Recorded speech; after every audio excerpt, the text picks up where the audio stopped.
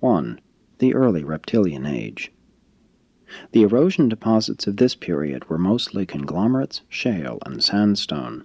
The gypsum and red layers throughout these sedimentations over both America and Europe indicate that the climate of these continents was arid.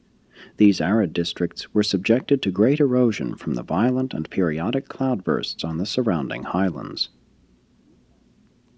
Few fossils are to be found in these layers, but numerous sandstone footprints of the land reptiles may be observed. In many regions, the 1,000 feet of red sandstone deposit of this period contains no fossils. The life of land animals was continuous only in certain parts of Africa.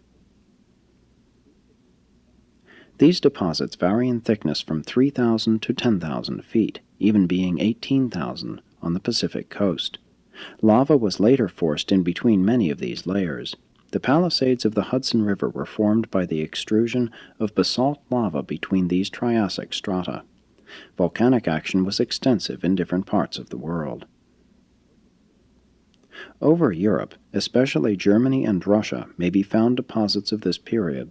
In England, the New Red Sandstone belongs to this epoch. Limestone was laid down in the southern Alps as the result of a sea invasion, and may now be seen as the peculiar dolomite limestone walls, peaks, and pillars of those regions. This layer is to be found all over Africa and Australia. The Carrara marble comes from such modified limestone.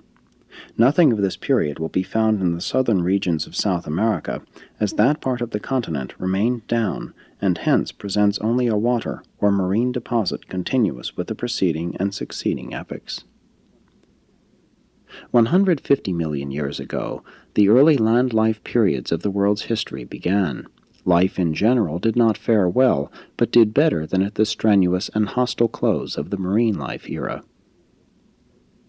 As this era opens, the eastern and central parts of North America, the northern half of South America, most of Europe, and all of Asia are well above water.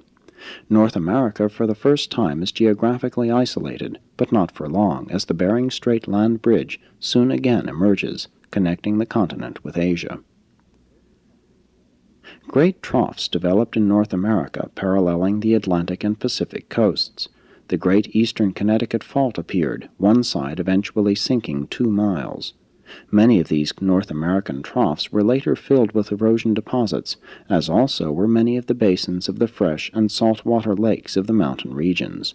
Later on, these filled land depressions were greatly elevated by lava flows which occurred underground. The petrified forests of many regions belong to this epoch. The Pacific coast, usually above water during the continental submergences, went down excepting the southern part of California and a large island which then existed in what is now the Pacific Ocean. This ancient California Sea was rich in marine life and extended eastward to connect with the old sea basin of the Midwestern region.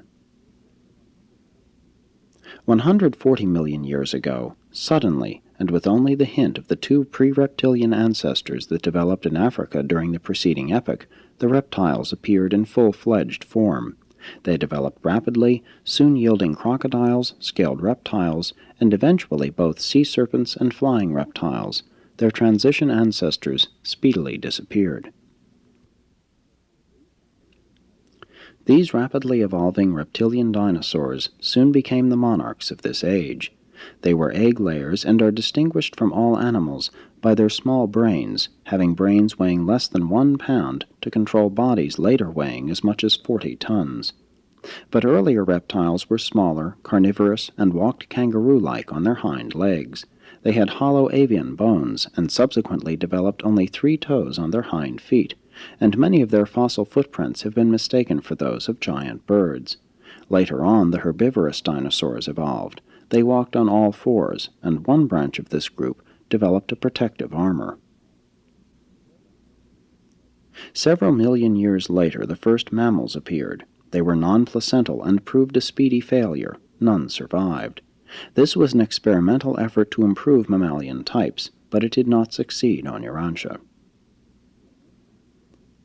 The marine life of this period was meager, but improved rapidly with the new invasion of the sea, which again produced extensive coastlines of shallow waters. Since there was more shallow water around Europe and Asia, the richest fossil beds are to be found about these continents. Today, if you would study the life of this age, examine the Himalayan, Siberian, and Mediterranean regions, as well as India and the islands of the southern Pacific basin. A prominent feature of the marine life was the presence of hosts of the beautiful ammonites, whose fossil remains are found all over the world. 130 million years ago, the seas had changed very little. Siberia and North America were connected by the Bering Strait land bridge. A rich and unique marine life appeared on the California Pacific coast, where over 1,000 species of ammonites developed from the higher types of cephalopods. The life changes of this period were indeed revolutionary, notwithstanding that they were transitional and gradual. This period extended over 25 million years and is known as the Triassic.